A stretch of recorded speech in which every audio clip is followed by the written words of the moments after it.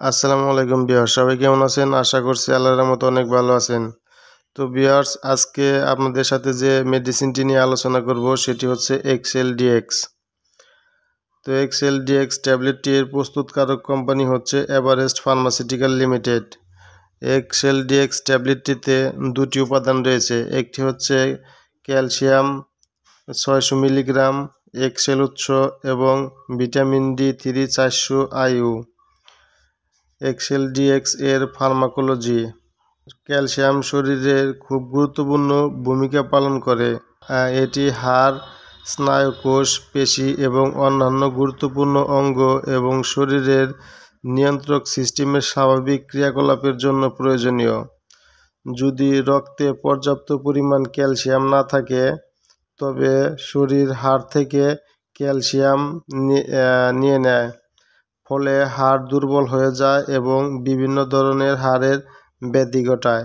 Vitamin D3 শরীরকে calcium শোষণে সহায়তা করে। শক্তিশালী হাড় এবং সুস্থ পেশি তৈরি এবং মজবুত রাখার জন্য ক্যালসিয়াম এবং ভিটামিন ডি3 এর সঠিক পরিমাণ থাকা গুরুত্বপূর্ণ।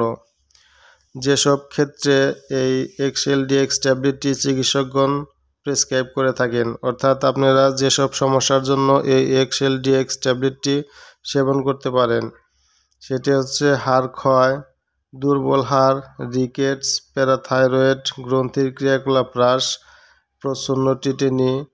পর্যাপ্ত পরিমাণ ও ভিটামিন ডি3 নিশ্চিত করতে এটি কিছু নির্দিষ্ট পরিস্থিতিতে ব্যবহার করা যেতে পারে, যেমন গর্ভাবস্থা ও স্তন্যদান, মেনোপজাল অস্টিওপোরোসিস, সিনাইল অস্টিওপোরোসিস ইত্যাদি।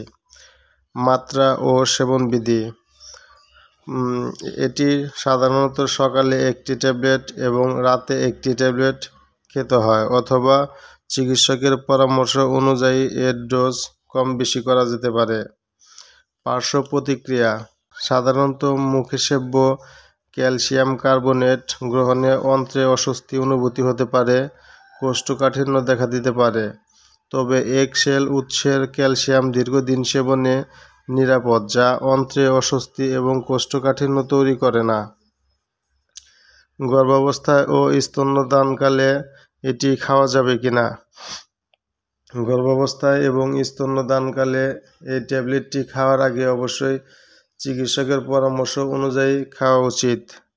মাত্রাধিক্য। কেউ যদি এই ট্যাবলেটটি অতিমাত্রায় খেয়ে ফেলে তাহলে বমি বমি ভাব এবং বমি হওয়া, মুখ শুষ্ক হওয়া, ক্ষুধামন্দা, দাতব স্বাদ, ডায়রিয়া, দুর্বলতা, মাথা ব্যথা, বিরক্তি অথবা মাথা ঝিমঝিম করা ইত্যাদি সমস্যাগুলো দেখা দিতে পারে। তো ভিউয়ার্স, এই ট্যাবলেটটি সেবনের আগে অবশ্যই একজন অভিজ্ঞ বা রেজিস্টার্ড চিকিৎসকের পরামর্শ অনুযায়ী সেবন করবেন। এই ট্যাবলেটটি আপনাদের আশেপাশের যে কোনো ফার্মেসিতে পেয়ে যাবেন এবং এর প্রতি 20 ট্যাবলেটের দাম হচ্ছে 16 টাকা পিস। তো ভিউয়ার্স, আজকের মতো এ পর্যন্তই। ভালো থাকবেন সবাই। আসসালামু আলাইকুম।